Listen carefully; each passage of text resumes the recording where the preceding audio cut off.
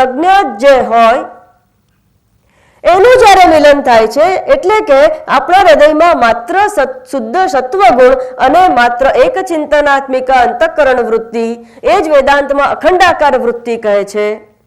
આ અખંડાકાર વૃત્તિનું જ્યારે સંગમ થાય છે ત્યારે જેનો પણ આવિર્ભાવ થાય એ શ્રી કૃષ્ણ પરમાત્મા છે.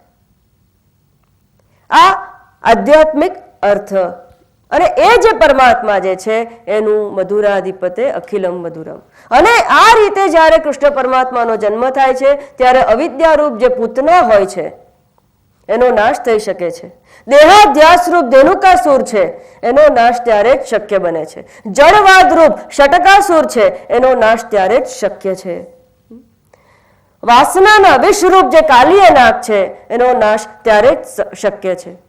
આપણી અંદરનો જળવાદ, દેહાધ્યાસ, કામ, ક્રોધ, મદ, મોહ અને વાસનાનું જે વિષ છે એને જો સમાપ્ત કરવું હોય, પરમાત્માનો અંદર આવિર્ભાવ કરવો હોય તો શુદ્ધ સત્વગુણ અને વિશુદ્ધ પ્રજ્ઞાને જ મેળવવી પડે. અને આ શુદ્ધ સત્વગુણ અને વિશુદ્ધ પ્રજ્ઞા કઈ રીતે મળે એ જ સાધન ભક્તિ અને સાધ્ય ભક્તિની વાત શ્રીમદ ભાગવતમાં કરવામાં આવી છે.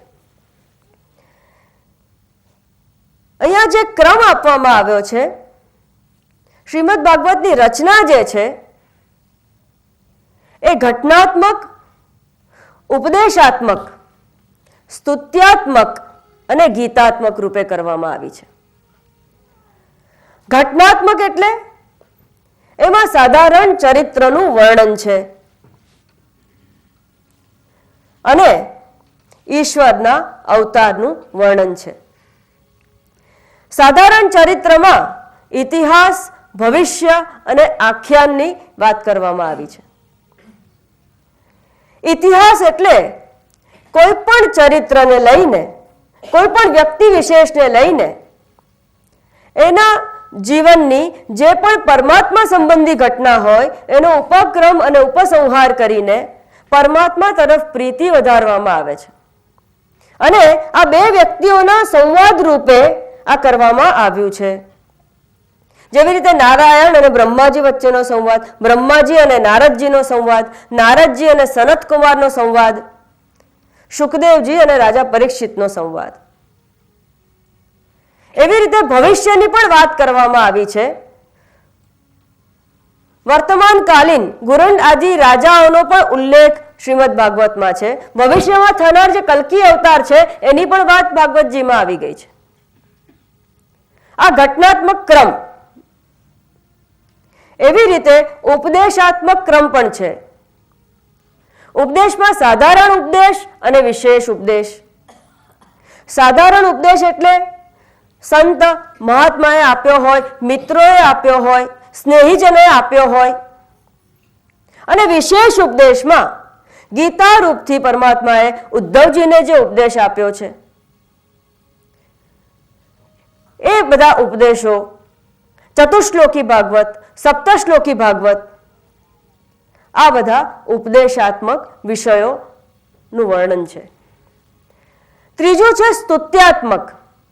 પરમાત્માની વારંવાર સ્તુતિ કરવામાં આવી છે. એમના ગુણાનુવાદ, શક્તિ, સ્વરૂપ, ક્રિયા અને કર્મનું વર્ણન વારંવાર કરવામાં આવે છે. આ સ્તુતિ સંસાર ભય દૂર કરવા માટે, સંસારના તાપ દૂર કરવા માટે કરવામાં આવી હોય છે અને વિશેષ પ્રકારે તત્વજ્ઞાન માટેની પણ સ્તુતિ હોય છે. અને ચોથો જે પ્રકાર છે એ ગીતાત્મક પ્રકાર છે. ગીતાત્મક એટલે અહીંયા ગીતાજીની વાત નથી કરી, ગીતાત્મક એટલે અહીંયા ગીતની વાત કરી છે. અને આ આખા ભાગવતજીમાં કોઈ વિશેષ વિશિષ્ટતા વાળું કંઈક હોય તો આ ગીતાત્મક ભાગ છે. અંતઃકરણ જ્યારે પોતાની હૃદયની ભાવનાનું સંવરણ ન કરી શકે, જ્યારે રહેવાય જ નહીં, ત્યારે કોઈ એક વિશેષ વ્યક્તિને સંબોધીને કોઈ પણ પ્રકારની લાજ શરમ રાખ્યા વગર માત્ર કોઈ એક જ વિશેષ પરમાત્મા માટે જે હૃદયમાંથી ઉદ્ગાર નીકળી ગયા હોય, જે વિરહથી હોય, પ્રેમાવશ હોય, આતુરતાવશ હોય, કે અત્યંત દુઃખથી પીડિત થઈને જે ઉદ્ગાર નીકળે છે એ ગીત રૂપે શ્રીમદ ભાગવતજીમાં વર્ણન થયેલા છે. અને એમાં મુખ્ય જે ગીત છે એ ગોપી ગીત છે, ગોપીઓનું ગીત છે. 10મા સ્કંદમાં તેની વાત આવશે. નારદજીએ કહ્યું છે ગોપ્યસ્તુ શ્રુતય સ્વયં. ગોપીજી કોણ છે? તો કે સાક્ષાત શ્રુતિ જ ગોપીજી છે. ઉપનિષદને જે શ્રુતિ કહે છે ને વેદ, એ વેદ જ સાક્ષાત ગોપીજી છે. અને આડકતરી રીતે કંઈક એવું પણ કહેવા માંગે છે કે ભગવાનના ભક્તોની ભલે જાતિ કુળ ગોત્ર ભલે ઉચ્ચ ન હોય, ભલે કોઈ વધારે સુસંસ્કાર ન હોય, વધારે જ્ઞાન ન હોય, તો પણ એ પરમપદને પામી શકે છે. અને માટે જ કોઈ પણ દિવસ પરમાત્માના ભક્તની અવહેલના ન કરવી. એવું કરવાથી દુર્વાસાજીને પણ અનંત દુઃખનો અનુભવ કરવો પડ્યો હતો. આ 5 ગોપી ગીત અને 10મા સ્કંદમાં એક ગીત છે કૃષ્ણ પરમાત્માની દ્વારકાની પત્નીઓનું. પણ આ કઈ વિશિષ્ટ ગીત છે. જ્યારે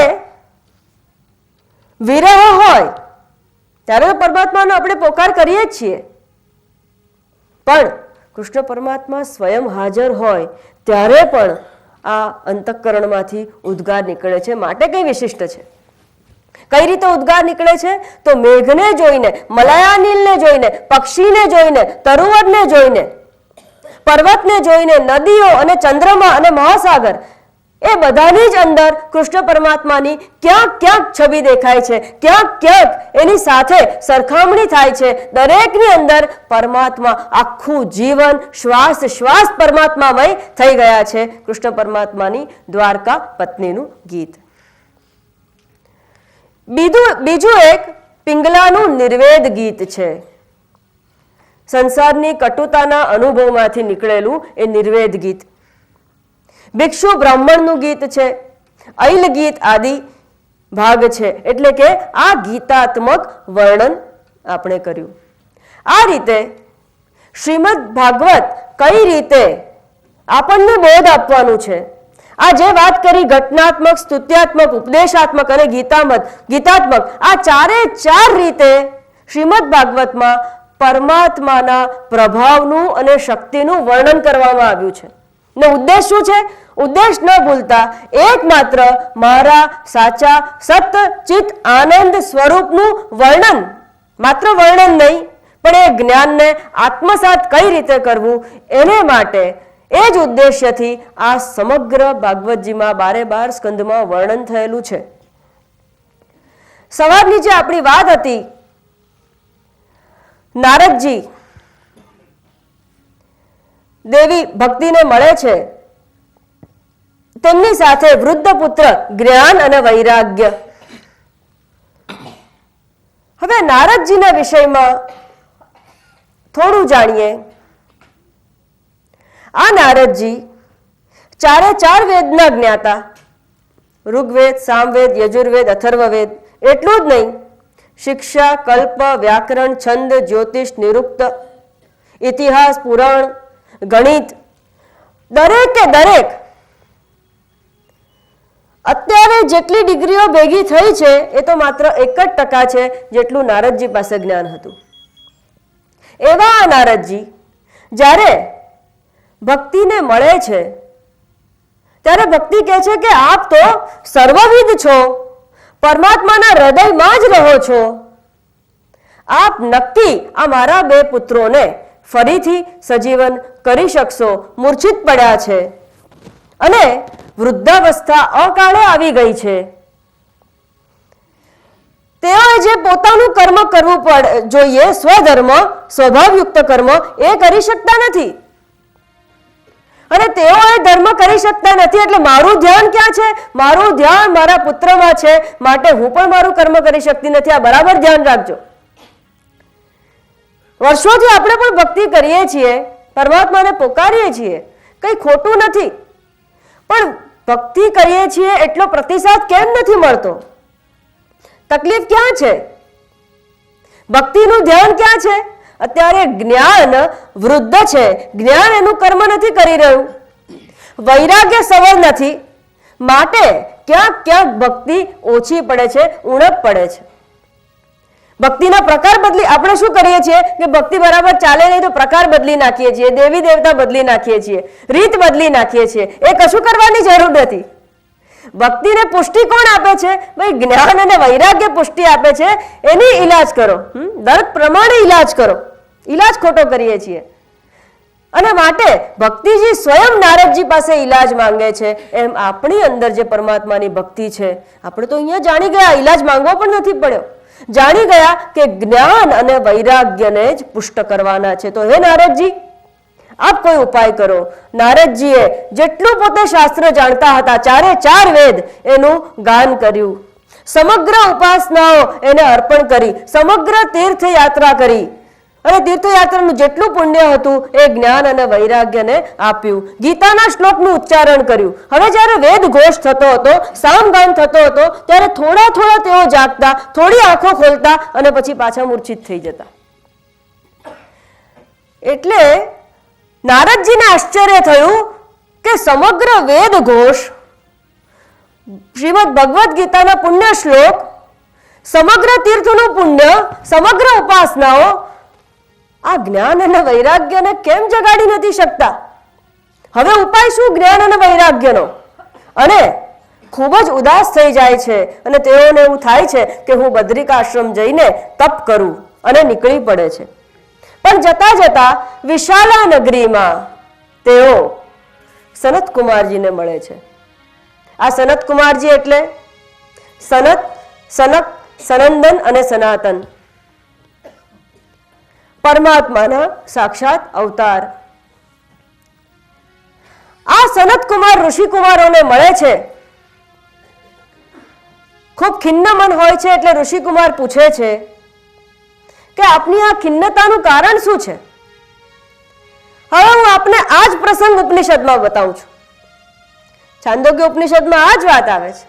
નારદજી ગુરુ સનત કુમારને મળે છે અને કહે છે, સોહમ ભગવો શોચામી તન્મા ભગવન શોકસ્તપારમ તારયિતુમ ઇતિ. હે પરમાત્મા, હું શોક કરું છું, મને આ શોકની પાર લઈ જાઓ. સોહમ ભગવો મંત્રવિદેવાસ્મિ નાત્મવિત. હું મંત્રવિદ છું, સમગ્ર મંત્રોને જાણું છું, હું આત્મવિત નથી, હું મને જાણતો નથી. આ જ વાત આવે છે ઉપનિષદો. તે વખતે સનત કુમાર ઉપદેશ આપતી વખતે કહે છે, તરતી શોકમ આત્મવિત. આ માત્ર સ્મરણમાં રાખજો. નારદજી ઉપસન્ન થયા છે. સનત કુમારજી પૂછે છે, આપના શોકનું કારણ શું? નારદજી બધી જ વિગત બતાવે છે. ત્યારે સનત કુમારજી જે ઉપાય આપે છે, આપણે પોતે આપણી બુદ્ધિથી નક્કી કરીએ કે ગુરુ શિષ્ય એક જ છે, ત્યાં પણ અને અહીં પણ. એક જ ગુરુ બે પ્રકારે જ્ઞાન ન આપી શકે. એક જ ગુરુ એક જ સરખા પ્રશ્નના બે વિરોધાભાસી ઉત્તર ન આપી શકે. એક જ ગુરુ બે પ્રકારના જ્ઞાનને ઉત્પન્ન ન કરી શકે.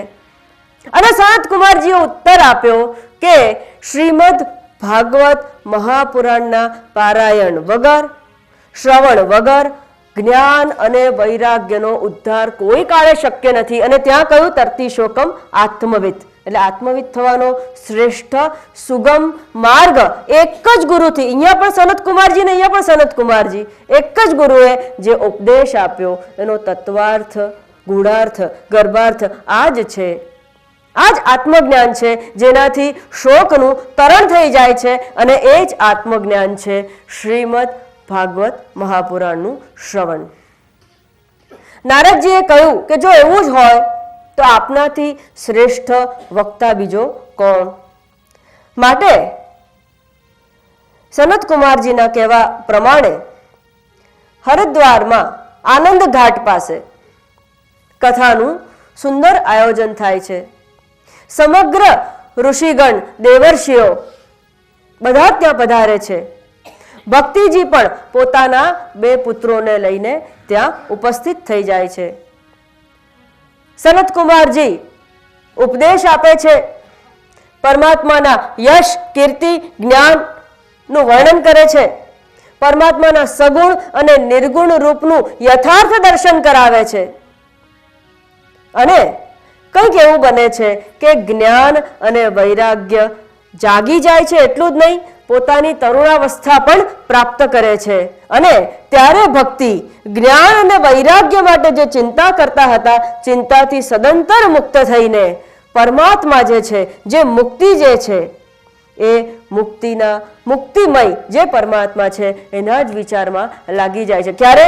જ્યારે જ્ઞાન અને વૈરાગ્ય સબળ અને સઘન બને છે ત્યારે.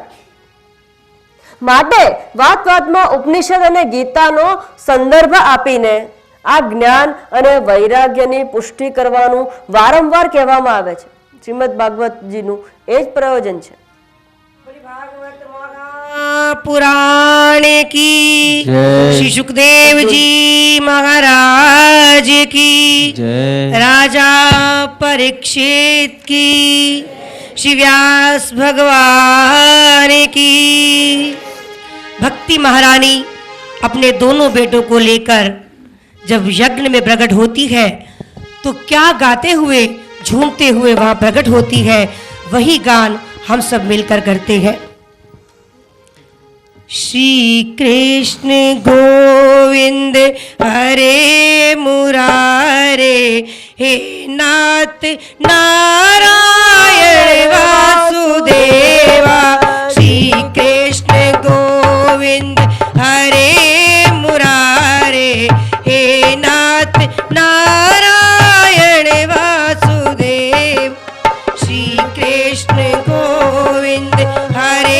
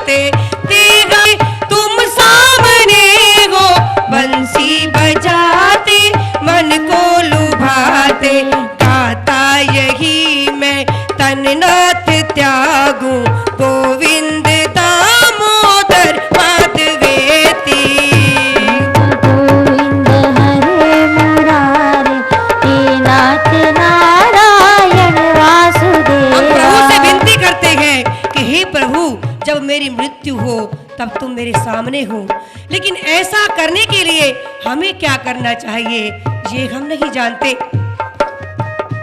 मुझे वही करना चाहिए जो भागवत में हम सब बैठकर सुन रहे हैं। श्री कृष्ण गोविंद